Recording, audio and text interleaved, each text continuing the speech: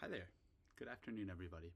My name is Sam Tullman. I'm one of the co-founders and facilitators at the Diabetes Sangha, where we focus on the connections between living with diabetes on one end and some of the benefits of meditation practices on the other end. So today, since you all are just going into a mealtime, we're going to do a little bit of a brief instruction on eating meditation and take this with as you please. Perhaps you're planning on having some kind of connection over lunch, and it won't make sense to be meditating or practicing on your eating experience, or maybe you have an opportunity to do part of it but not all of it. So keep this in your back pocket, see what might be curious to look into, and you can try the rest some other time. So let's begin. So first, we'll just start by centering our bodies and minds. You've probably been getting a lot of information already, and whatever material you've been engaging with, we have a lot of information going through our head all the time. Everybody does, but especially in considering living life with diabetes, whether it's our own body that has it or a loved one, there's a lot of considerations, especially around food. So let's begin. If you'd like to just soften or close your eyes and find your feet on the ground. Use your mind to really find yourself sitting down here.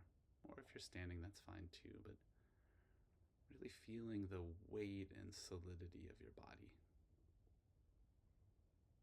Maybe where it's making contact with the chair or the ground, and just letting yourself lean into that, be held by that.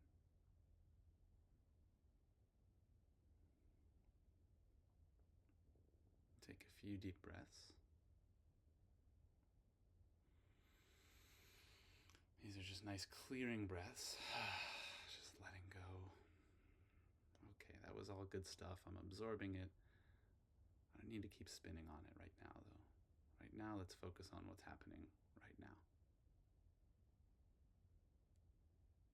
You can let your breathing be normal, but just notice how much more pleasant it would be to breathe if your body felt relaxed and settled and safe and didn't have so much of a sense of needing to be somewhere else or do something else or think about something.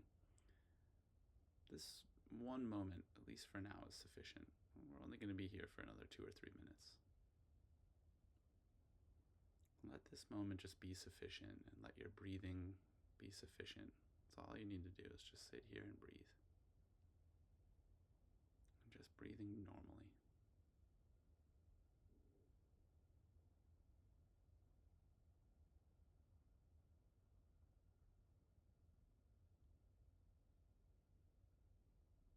If you like, you can count your breaths. Maybe you count on the exhale. 1. You can kind of count over the course of the exhale just like that. 2. Almost lulling yourself back to a state of calm.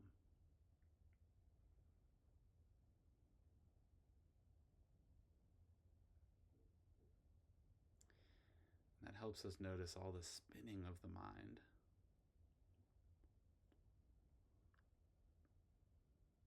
Sometimes we want to resist that spinning, but no need to resist it. Just letting yourself be relaxed in the face of a spinning, busy mind.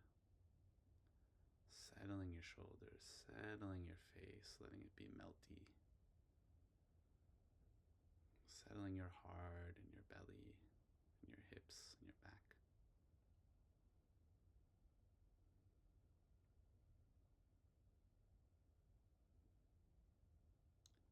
Even just this simple breathing and body meditation. And as I'm talking, you can keep paying attention to your breathing and start paying attention to what you feel is pleasant or nice about your breath, what feels good.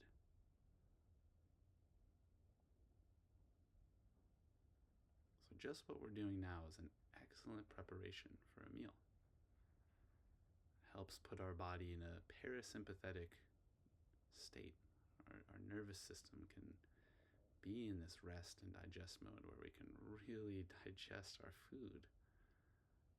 We can really enjoy a meal, where we can recover for a few moments. allows us to maintain better energy, to absorb more nutrients, to think more clearly about blood sugar decisions.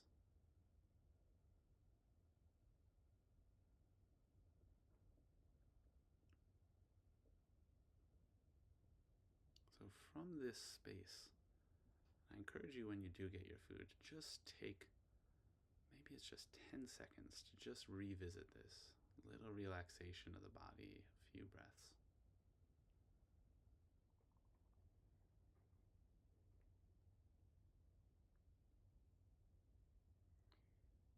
And then from this relaxed space, as you start to prepare, even before, perhaps your eyes will still be closed at this time, at that moment, before you start eating, just reflect on what's happening in your mind. You might be having certain thoughts about, what the appropriate insulin dose is, or how many carbs are in this, or what you're doing next. So take a moment to reflect on the kind of stream of thoughts, but also about what kind of impact they're having on your body. And you might find, I certainly find, that they can be stressful, these kinds of thoughts. So taking a moment to again relax the body and take a few breaths, ease yourself a little bit, recognizing that meal times can be stressful. As you go into actually eating this meal, the next step is to actually notice, again, you can always go back to what's happening in my mind and how does that feel in my body to have these kinds of thoughts. But then you can go to the actual sense experience of eating, whatever it is. What does it feel like when my teeth bite into it? How is this to chew? Maybe it feels easier. Maybe it feels difficult. Maybe it's something that doesn't need chewing. What happens for me when I taste it? Maybe there's some kind of pleasant feeling. Notice specifically, is there a pleasant feeling in my head or my belly or my heart? These are places that a lot of feelings show up. And as you do that, and you don't need to eat particularly slowly, sometimes that helps, but just paying attention, how is my body responding to eating this? How am I responding emotionally to eating this? Maybe, we feel like that might be a silly question, but maybe it's just a little small observation. Oh, this feels good to eat this, or part of it feels good and part of it doesn't feel good.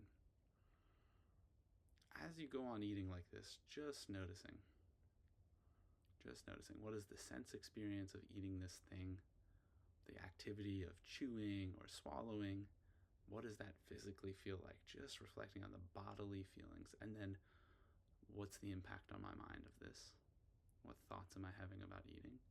And then how's that impacting my bodily sense experience? With all these, it can be useful to notice what's pleasant about this experience, what's unpleasant about it. And when you encounter stuff that doesn't feel so good, or maybe it feels really good and you just want to eat more and more, maybe, there's a little dessert in there and you are wishing that you had more, paying attention to that feeling and just noticing whether it feels good or bad, that it's always changing. It'll change on its own if you just be patient, take a few breaths. Maybe it'll get stronger, maybe it'll get weaker, maybe certain thoughts will come up out of it. So these are the things to notice: the sensory experience, the thoughts that are happening, the mind activity, and then how that's impacting your body. And then, okay, these things feel good, they feel bad, they're always changing. So that's a little bit of an instruction for eating meditation.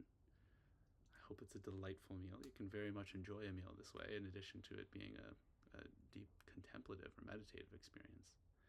And I'll leave with a reflection from the Zen tradition, which is kind of a encouragement to have a good meal and to have a good mindful meal.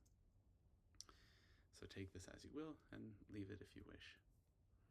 So first, maybe reflect on the efforts of those who brought us this food, as well as our own efforts to get here.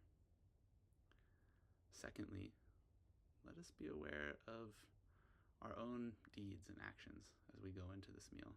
What is this meal fueling? What have our previous meals fueled? What kinds of activities and behaviors? Can I stand by them? third, what is most essential is this presence of mind that we want to cultivate, which helps us be more at ease, more kind, and more thoughtful as we go about our days.